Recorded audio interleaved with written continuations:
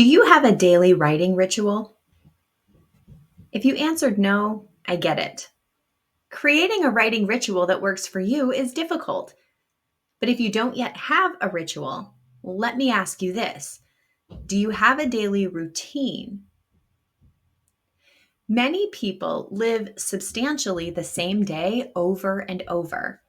Hit snooze, roll out of bed, drink too much coffee, zone out while sitting in traffic, perform 8 hours of meaningless work, zone out while sitting in traffic again, throw something in the oven, argue with your partner, binge a TV show, pass out. Like the back of a shampoo bottle, all that's left is to rinse and repeat. While I can't pinpoint the genesis of the internal change, at some point, my daily routine started to scare me, terrify me, really. I began to think of myself as an old lady, a brassy headed septuagenarian, wondering what the heck had happened to that dream she once had of becoming a professional writer and editor. And when I looked at my young daughter, I felt a pang of grief that she may come to see dying dreams as facts of normal life. Normal? Perhaps. Seemed to be anyway. But healthy? Exciting? Fulfilling? Rejuvenating? Maybe normal wasn't what I really needed in my life. Maybe normal was a step back, a less than performance. Maybe normal was little more than a death sentence for creators.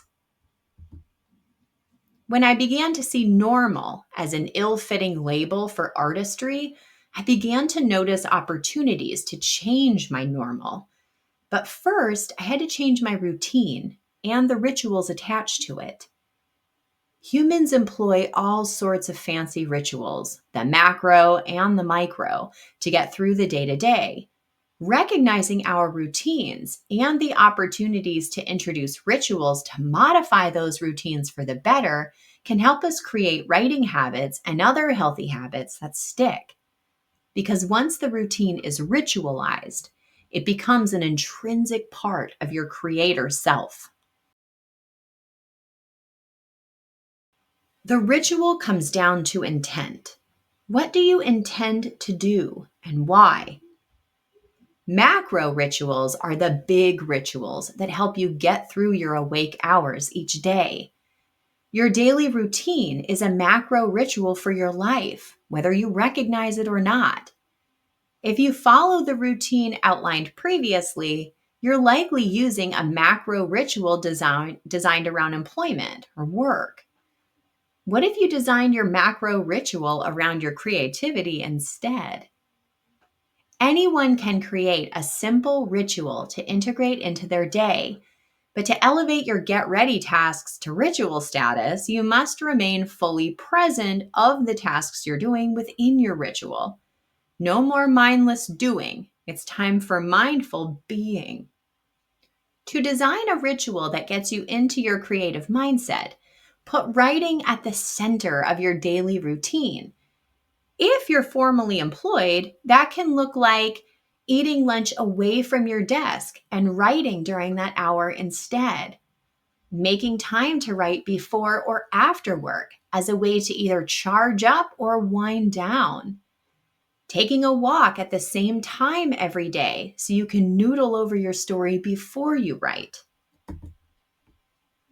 Your daily schedule of tasks may look different than the rough outline I shared.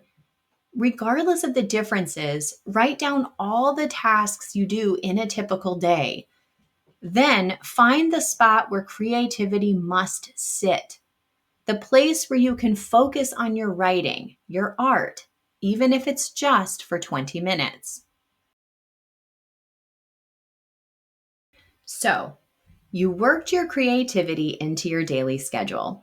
It's on your bulleted list of things to do, and you're bound and determined to do the work. But then you sit down and realize you actually need to write something during that time. That zoning out at your desk while mindlessly munching your sandwich isn't a good way to get that novel written.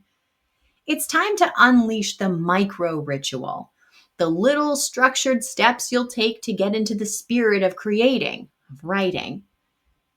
If you just lifted an eyebrow, think of your daily shower routine. Disrobe, step into the water, soap up hair and body, rinse, step out of the water, towel dry, get dressed. Forget to soap your hair before soaping your body, you may feel imbalanced. Wake up late and need to miss that shower altogether, you may feel frantic or unprepared. If you subscribe to my Substack, you know I'm a tarot reader. And tarot is great for ritual creation as well as personal reflection.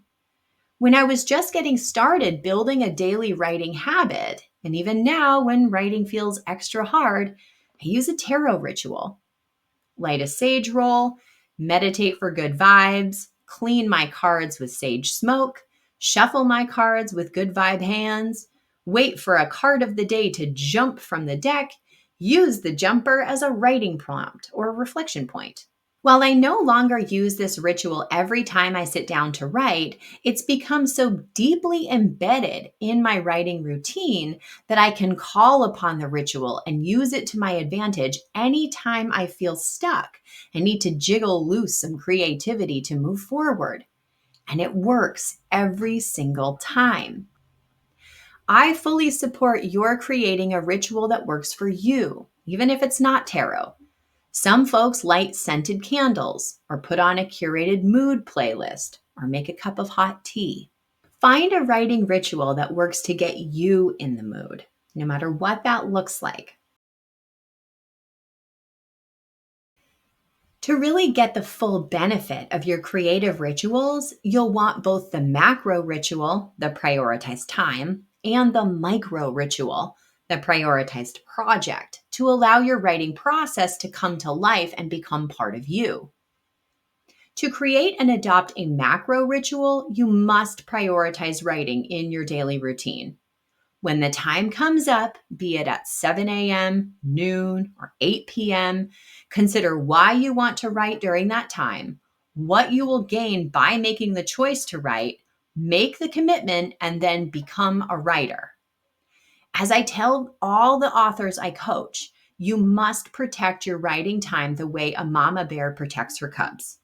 Turn off your employee mindset, turn off your need to be a parent, turn off your partnership, your pet ownership, your caregiving status, or whatever else you are or do, and remain in your writing seat because that's what a writer does. I know it's hard. Life is just chock full of distractions that would pull you away from creativity and prescribe for you a life you never designed and wouldn't have otherwise chosen, because a prescribed life is normal. But remember, normal is boring, less than, and unfulfilling. Normal doesn't excite. Normal doesn't generate new ideas or take risks. Normal is a 9 to 5 you can't wait to leave. Normal is not the path to creativity or authorship. To create, to become an author, is to be abnormal. That's because most people who say they want to write a book will never actually do the work it takes to write. So, prioritize your writing time first and foremost. Recognize that time when it appears on your clock and employ the necessary discipline to get your butt in the chair at that time.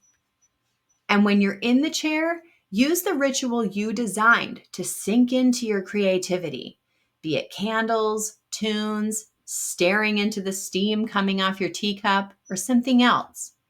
Securing that time and using creative practices to get into the mindset is how stories and novels get written. Happy ritualistic writing.